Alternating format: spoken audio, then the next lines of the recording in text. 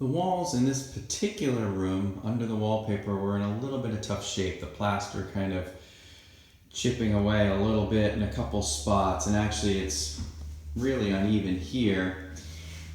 I don't really mind that it's uneven. This is going to be our son's bedroom. He'll probably damage the walls anyway, but I did want to try and just patch that and smooth it up to give it a good surface for paint to adhere to.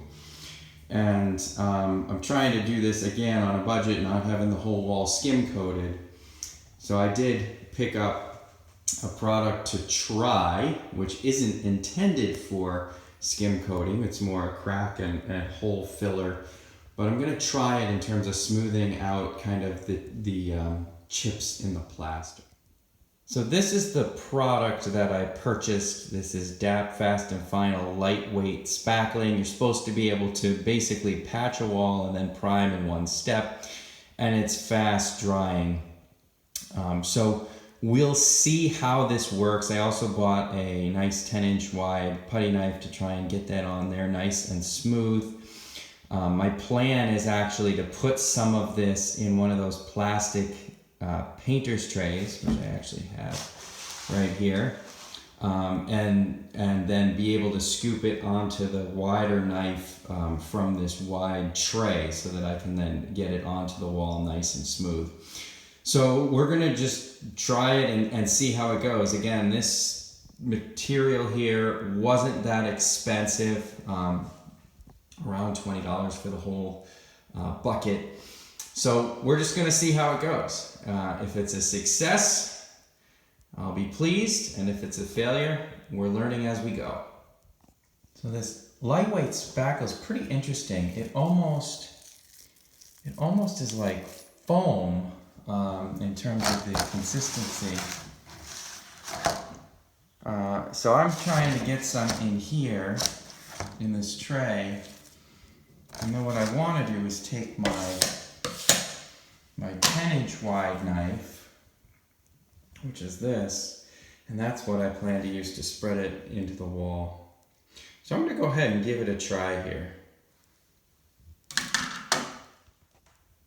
So this actually seems to be going on pretty well. I've got a load on here now, and I'm kind of just putting it up to the wall, doing that, and then kind of smearing it over the wall. And it's generally filling in all of the pore spots. Now, I am not by any means a professional with making a smooth surface, so I may have to just sand it ever so lightly, even though it says, you know, you don't need to sand this stuff. But it's filling in the holes. By no means is the wall going to be smooth, but at least it will be patched in terms of these holes or chips in the plaster being filled in, and it's actually turning out all right. You can kind of see I got to go back over a couple of spots, but namely right there, but otherwise this is filling in pretty well. So I'm going to keep going over the whole wall, all these chips with this. And I think it'll work well. We'll see after it dries. Having worked with this product now in this room, and also I filled some nail holes in another room, I can say that this lightweight spackling goes on really, really easily in terms of being able to press it into a crack or a nail hole or something like that. With respect to the no sanding claim, not sure that that's going to hold true. Of course, there's also the fact that I'm just an amateur and not so great with the putty knife. But for bigger imperfections, like this larger crack that was here on the wall, when you're trying to kind of fill that in, you do end up even trying to sort of feather the knife and get the pressure on one side rather than the other. You do kind of end up with a few little ridges in the stuff. And again, that could be because in this case it's almost more like a skim coat was needed, and really this is made for filling holes or those cracks and imperfections. Going into a crack or an imperfection, It went in real smooth and you could strike it off, and I would say that you wouldn't need to sand and you could paint right over it. Let me show you one of those spots here.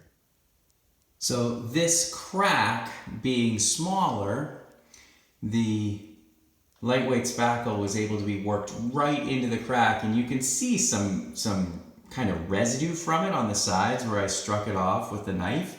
But that is actually a smooth fill, and I think with paint over that you wouldn't even see it.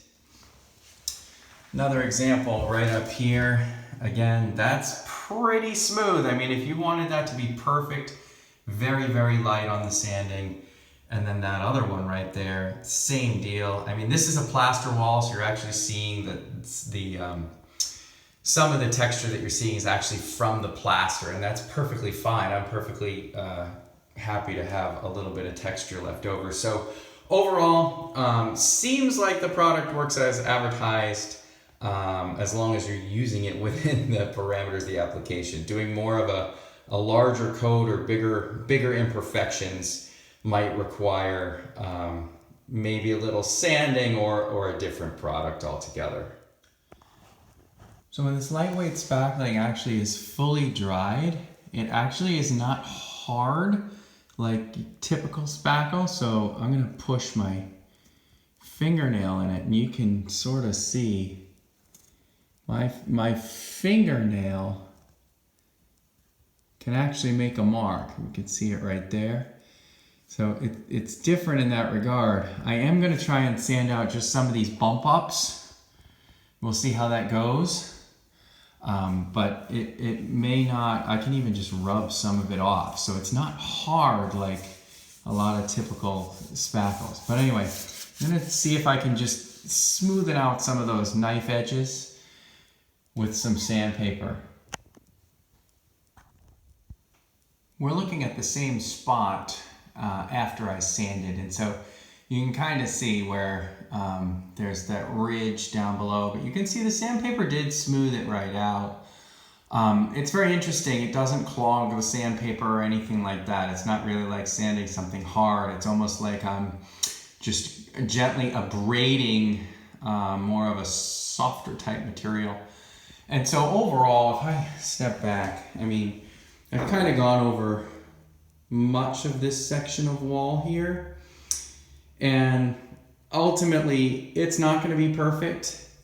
I don't really intend for it to be perfect, or I wouldn't be doing this the way that I'm doing it. So I'm actually pretty satisfied with the results so far, and I think with thick primer over it, which will kind of even hide more of the imperfections, I think this will paint just fine.